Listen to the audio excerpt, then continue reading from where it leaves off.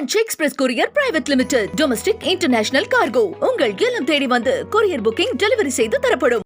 நான் இப்போ காலையில மதுரையில் இருந்தேன். என்னுடைய தென்னிந்திய நடிகர் சங்கத்தில் மதுரையில் இருக்கக்கூடிய தமிழ்நாடு நாடக நடிகர் சங்கத்தினுடைய ஆண்டு விழா. அந்த விழாவில் போய் கலந்துக்கிட்டு நேற்று நைட்டு கள்ளக்குறிச்சியில் ஷூட்டிங், விஜய் ஆண்டனி கூட ஷூட்டிங். நானும் நடிகர் தான், உங்களுக்கு தெரியும் தானே. ஏன்னா என்னைக்கு என்னமோ ஒருத்தர் தான் நடிகர் மாதிரியே ஒரு பில்டப் நடந்துகிட்டு இருக்கு தமிழ்நாட்டில். இல்லை, நானும் நடிகர் தான். நேற்று கூட ஷூட்டிங்கில் இருந்தேன். 9 மணிக்கு முடிச்சிட்டு நேராக அவங்களே ஏன்னா அவங்க நலிந்த நாடக கலைஞர்கள், அவர்களுக்காகத்தான் நம்ம சென்னையில் ஒரு மிகப்பெரிய மன்றம் கட்டிக்கிட்டு இருக்கோம். ஒரு கிட்டத்தட்ட 1.25 லட்சம் ஸ்கொயர் ஃபீட்டில் ஒரு மிகப்பெரிய ஒரு மண்டபம் கட்டுறோம்.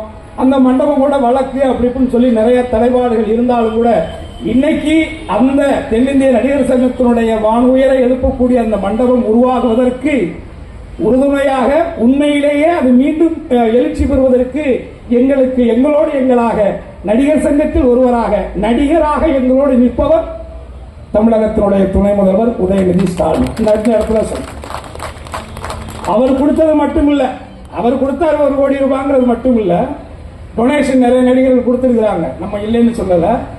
ஆனால் தான் கொடுத்தது மட்டுமில்லாமல் தன்னை சார்ந்த நண்பர்களையும் கொடுக்க வச்சு அந்த மண்டபத்தை உருவாக்குறதுக்கு இன்னைக்கு வளர்ந்துருச்சு, முடிய போகுது. அந்த விதத்தில் ஒரு மிகச்சிறந்த ஒரு மனிதர் எனது அண்ணன், உங்களுடைய சட்டமன்ற உறுப்பினர் சுதர்சனம் அவர்கள். இவரை போன்றவர்கள் தான் பொது வாழ்க்கைக்கு தேவை. அவர் பெரிய கோடீஸ்வரர், உங்களுக்கு தெரியல, அவர் பெரிய பண்ணையார். மாம்பழம் சின்ன எங்க இருக்குங்கிறது பிரச்சனை இருக்கு, ஆனா மாம்பழம் இவர்கிட்ட தான் இருக்கு. அதை முதல்ல நீங்க புரிஞ்சுக்கணும். ஏன்னா ஒரு மாம்பழம் 2 மாம்பழம்லாம் கிடையாது. ஒரு சீசன் வந்துச்சுன்னா என் வீட்டுக்கு மாம்பழம் வரும்.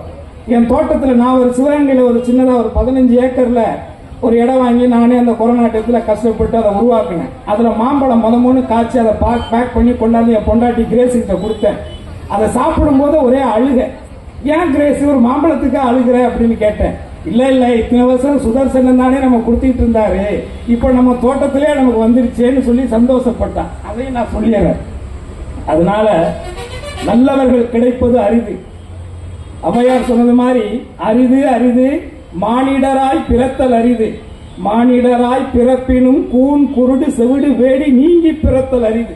அந்த மாதிரி எத்தனையோ சட்டமன்ற உறுப்பினர்கள் இருந்தாலும், இன்க்ளூடிங் என்ன முதற்கொண்டு நான் சொல்றேன், இருந்தாலும் சுதர்சனை போன்ற ஒரு சட்டமன்ற மக்களுக்கு பணியாற்றக்கூடிய ஒரு நபர் கிடைப்பது அரிது. அதை நீங்க பயன்படுத்திக்கங்க அப்படிங்கிறது என்னுடைய ஒரு ஒரு கோரிக்கைன்னு வச்சுக்கங்க. ஆக நான் இந்த மேடையில் பேச வந்தது, அந்த மதுரை நிகழ்ச்சியை முடிச்சிட்டு இங்க இருந்து கார்ல நைட் 9 மணிக்கு கிளம்பி மதுரையில போய் அந்த நிகழ்ச்சியை முடிச்சிட்டு 1 மணிக்கு வந்து வீட்டில் தூங்க கூட முடியாம வேற வேட்டி சட்டையை கட்டிட்டு என் காரை என் பொண்டாட்டி நாளைக்கு கிறிஸ்துமஸ் ட்ரெஸ் எடுக்கிறதுக்காக வண்டி எடுத்துட்டு போனதுனால இவர் வண்டியை அனுப்ப சொல்லி அந்த வண்டியில கிளம்பி வந்திருக்கிறேன்.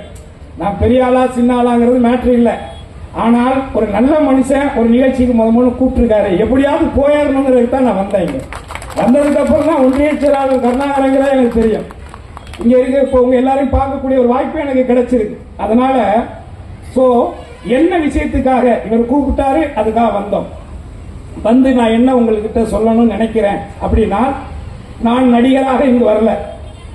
நடிகராக வச்சுக்கிட்டாலும் கூட இந்த நடிகர், நான் ஒரு மேடை பாடகனாக இருந்து, ஒரு கிராமிய பாடகராக இருந்து, அதுக்கப்புறம் ஒரு கானா பாடகராக உருவாகி, அதுக்கப்புறம் முதல் தமிழ் பாப் இசை கலைஞனாக உருவாகி, அதுக்கப்புறம் லொடுக்கு பாண்டிங்கிற படத்துல, நந்தா படத்துல லொடுக்கு பாண்டியாக உருவாகி, இன்னைக்கு திண்டுக்கல் சாரதியில வசந்தியோட புருஷனாக அறிமுகமாகி, ஏன்னா இப்படி பல முகங்கள் எடுத்து அந்த திண்டுக்கல் சாரதிங்கிற ஒரு படத்துல நடிச்சதன் மூலமாக, பல முறை சன் டிவியில் அதை போட்டதன் மூலமாக மக்கள் ஒவ்வொரு வீட்டுக்குள்ளையும் உள்ள போய் திருவாடனையில கிட்டத்தட்ட 52 இருந்து 2016 வரைக்கும் அங்க ஏடிஎம்கே ஜெயிச்சதே இல்லை. அந்த இடத்துல முறையை ஜெயிச்ச ஒரே ஆளு நான் தான் வச்சுக்கோங்க.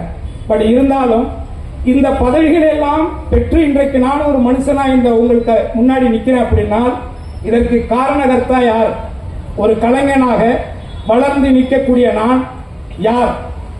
என்னுடைய மொழி தாய்மொழி தமிழ் மொழி, உங்களுக்கு நீங்கள் நானும் பேசுற மொழி, இதுதான் நம்மளை கனெக்ட் பண்ணுது. ரெண்டாவது, நீங்கள் ரசிக்கிறீங்க, சினிமா தட்டுல காசு கொடுக்குறீங்க, இன்னைக்கு ஓடிடியில பார்த்தாலும் நீங்க அதுக்கு மாசான காசு கட்டுறீங்க, டிவியில பார்த்தாலும் அதுக்கு வந்து பணம் கட்டுறீங்க. ஆக ஏதோ ரூபத்துல என்னை போன்ற எண்ணற்ற கலைஞர்களை வாழ வைக்க கூடியதும் நீங்க தானே. நீ உண்மைதானே? இப்ப நான் 200 கோடி வாங்குறேன்னா 20 லட்சம் வாங்குறேனாங்கிறது பிரச்சனை இல்லை. அது கொடுக்கறது யாரு? நான் 200 கோடி நான் வந்து இப்ப ஒண்ணு இல்லைங்க. இன்னைக்கு எனக்கு நான் நடிக்கிற படத்துக்கு எனக்கு 40 லட்சம் 50 லட்சம் சம்பளம் கொடுக்குறாங்க.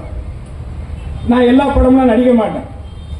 எந்த நடிகை வீட்டு வாசல நான் நின்னது கிடையாது, எந்த டைரக்டர் வீட்டு வாசல நான் நின்னது கிடையாது, எந்த தயாரிப்பாளர் வீட்டுக்கு நான் போனதில்லை. ஏன்னா ஒரு உண்மையான கலைஞன் வாய்ப்புகளை தேடி பெறுவானா நிச்சயமா உண்மையான கலைஞனா இருக்க முடியாது. அந்த கலையை மதிச்சு எவன் வந்து கூப்பிடுறான, ஒரு கரகாட்டக்காரியை நீங்க கூப்பிடணும் போனா கூட அவங்கள போய் நீங்க புக் பண்ணணும்.